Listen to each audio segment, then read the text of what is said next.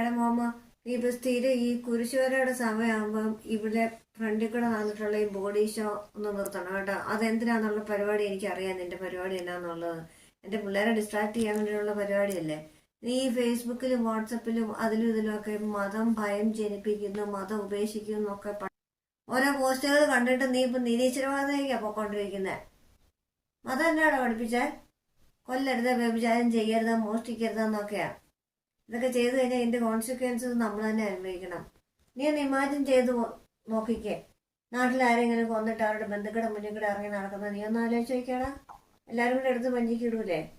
അല്ലെ വ്യഭിചാരം ചെയ്ത് അവരുടെ വീട്ടിൽ പിടിക്കപ്പെട്ട ആരോടെങ്കിലും ചോദിച്ചാൽ മതി കിട്ടിയിടി എങ്ങനെ ഉണ്ടായിരുന്നെന്നുള്ളത്.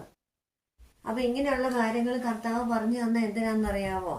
നമ്മൾ നാട്ടുകാരുടെയും പോലീസുകാരുടെയും ഇടി കൊണ്ട് ചാവാതിരിക്കാൻ വേണ്ടിയിട്ടാണ് ഓരോ കാര്യങ്ങളും മതഗ്രന്ഥങ്ങളിൽ പറഞ്ഞു തന്നിരിക്കുന്നത്. പിന്നെ കർത്താവെ പറഞ്ഞതിൽ ഒരു കാര്യം, ഈ തന്നെ പോലെ തന്നെ തൻ്റെ അയൽക്കാരനെ സ്നേഹിക്കാന്ന് പറഞ്ഞത് അത് ഇച്ചിരി കടുപ്പോ കർത്താവെ. ആ സ്കീം വേണം, നടക്കുമെന്ന് തോന്നില്ല. ഞാൻ കട്ടമായിട്ടായിട്ട് നോ എന്നൊന്നും പറയുന്നില്ല, പക്ഷെ ട്രൈ ചെയ്യാം എന്നേ ഞാൻ പറയുന്നു.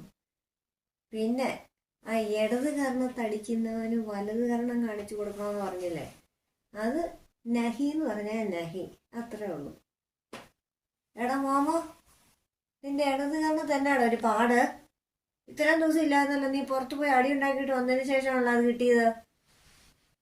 എന്നാലും ഇടത് കർണത്ത് കിട്ടിയപ്പോഴേ നീ രക്ഷപ്പെടാൻ തീരുമാനിച്ചത് വളരെ നല്ല തീരുമാനമായിരുന്നു കേട്ടോ. Okay, by.